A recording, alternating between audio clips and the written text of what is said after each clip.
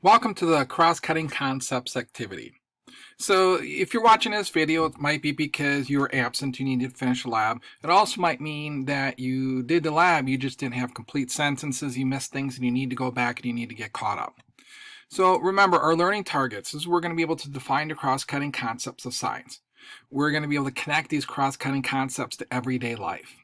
We're going to analyze materials to infer about the cross-cutting concepts of science, and we're going to begin to apply the cross-cutting concepts of science.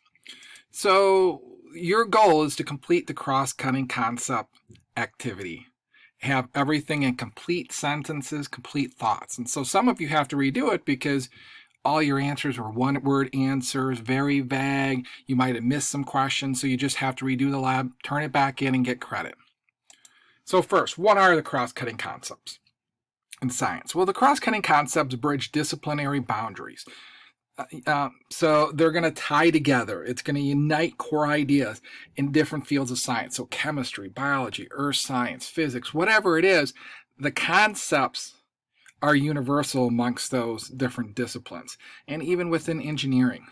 And their purpose is to help you deepen your understanding of the disciplinary core ideas and develop a coherent and scientifically based view of the world. So what are the different cross-cutting concepts? These are the ones that we're going to explore. The first one is patterns. Can you recognize patterns? Cause and effect, scale, proportion, and quantity, systems and system models, energy and matter, and how it flows and cycles and how it's conserved, the structure and function of objects, and stability and change.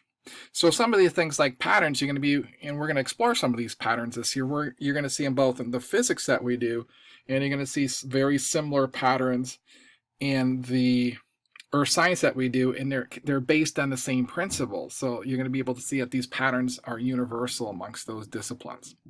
Now again, as you are doing the activity, make sure you have complete sentences, complete thoughts.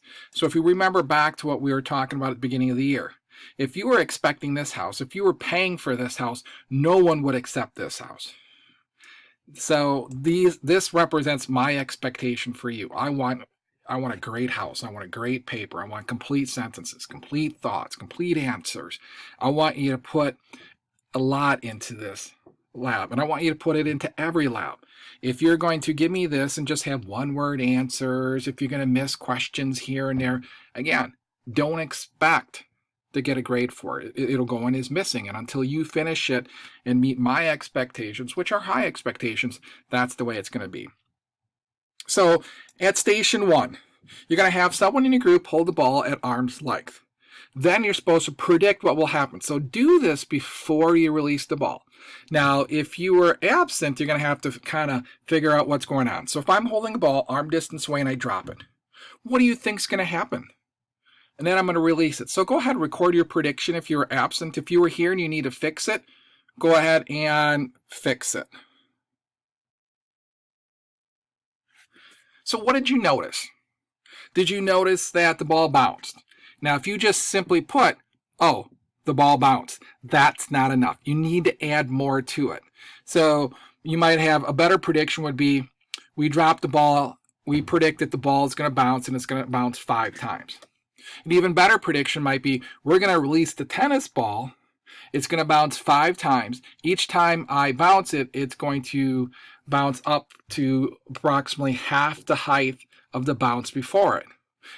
And then you can even add stuff, what's going to happen after it bounces and stops? Is it going to roll away? Is it going to stop right there? What's it going to sound like when it bounces? So those are all things you can add to your prediction.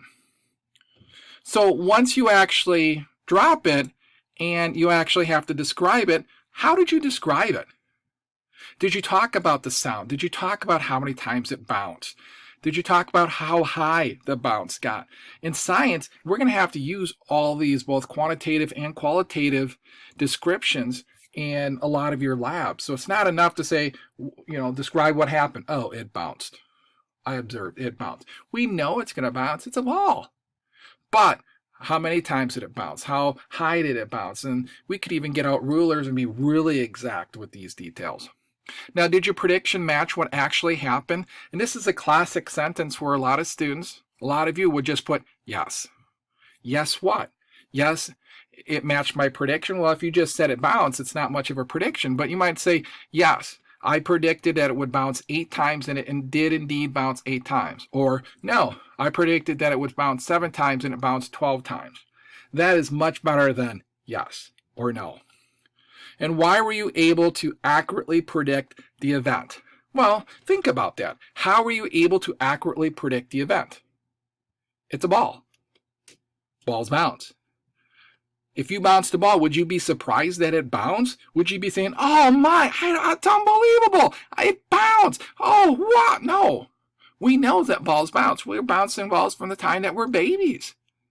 So you were probably accurately able to predict the event pretty accurately because you have a lot of experience. Now, you might have been off a bounce or two, like with the number of bounces, but usually people are pretty good with that. So if I were to look at that station, a bouncing ball, which one of these do you think would fit? If you said number 1, you are correct, patterns.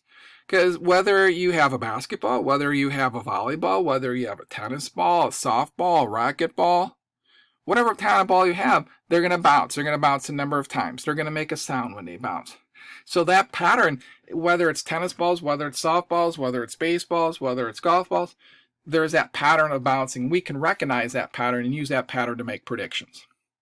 So go ahead, make sure you finish number 1. The other videos will cover more than one station, but we also had the intro on this station.